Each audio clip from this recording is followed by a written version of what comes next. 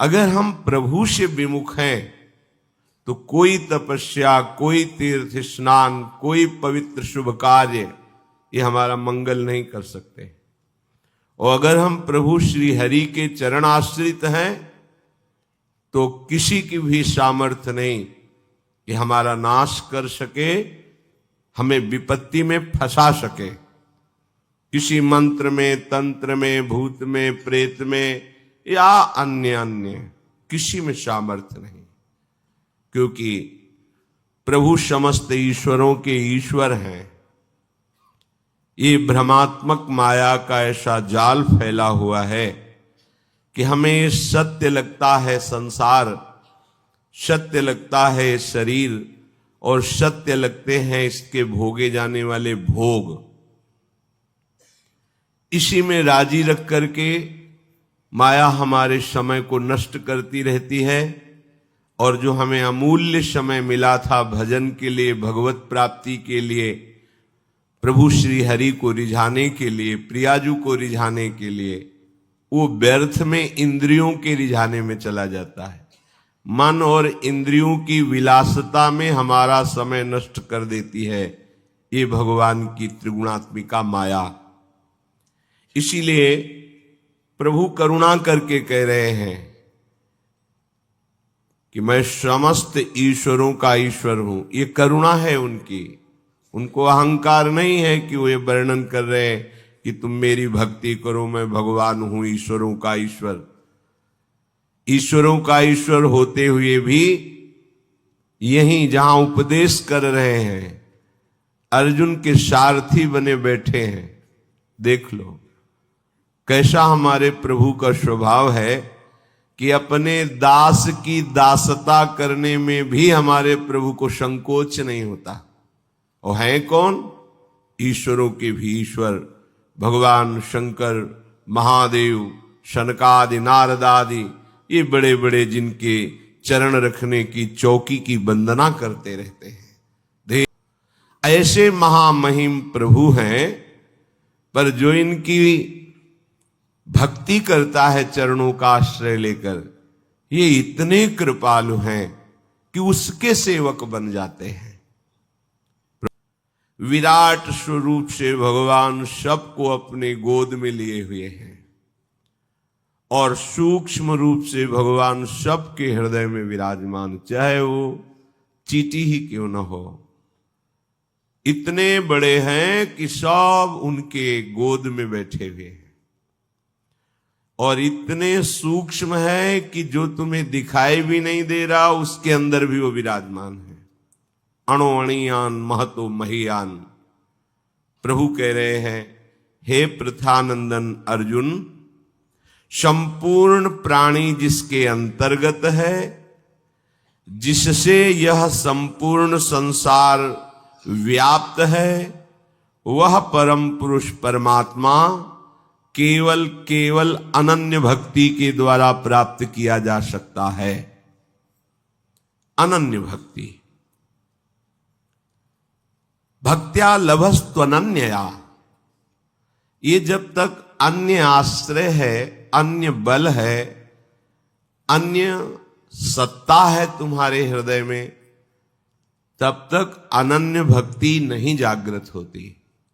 पीछे वर्णन हुआ सात्विक, राजस और तामसिक, ये 3 प्रकार की प्रायः भक्तियां जगत में पाई जाती हैं। कोई बिरला होता है जो अनन्य भक्त होता है। कोई अपने विरोधी का नाश करने के लिए, चाहे वो विरोधी परिस्थिति हो, घटना हो, व्यक्ति हो, या कोई, उसका नाश करने के लिए, कोई अपने यश के लिए, अपने मान प्रतिष्ठा के लिए, अपने परिवार सुख के लिए, धन संपत्ति के लिए, कोई बड़ा भाग्यशाली कि हमारे पाप नष्ट हो जाएं, हमारा कल्याण हो जाए, ये सब भक्ति करते भगवान की ही है, पर इसे अनन्य भक्ति नहीं कहते। ये समर्थ नहीं है भगवत साक्षात्कार कराने में। समर्थ है अनन्य भक्ति। इस अनन्य भक्ति को यदि आप समझ लिए तो आपको बिना श्रम के भगवत प्राप्ति हो जाएगी। पर थोड़ा अहंकार के कारण समझना कठिन होता है। ये क्रिया प्रधान भक्ति नहीं है। जो अनन्य भक्ति है ये क्रिया प्रधान नहीं है, ये भाव प्रधान है। भावोत्सवेन भजताम रसकाम धेनुम तम राधिका चरण रेणु महम स्मरामि। ये भावोत्सव के द्वारा हर समय अपनी प्यारी जू और प्यारे जू में, श्यामा श्याम में चित्तवृत्ति जोड़े हुए उनके अनुराग में रगा हुआ उपासक गदगद सुर नैना सजल दंपति रस रह भीन इहगत वृंदा विपिन में फिरे प्रेम तन लीन। ये है वो महापुरुष अनन्य भक्ति का हृदय में विस्तार किए हुए। ये जहां चरण रख दे वहां तीर्थ प्रकट हो जाए, अर्थात उनकी चरण रज तीर्थों से भी अधिक पावन करने वाली, क्योंकि तीर्थी कुर्वन्ति तीर्थानि।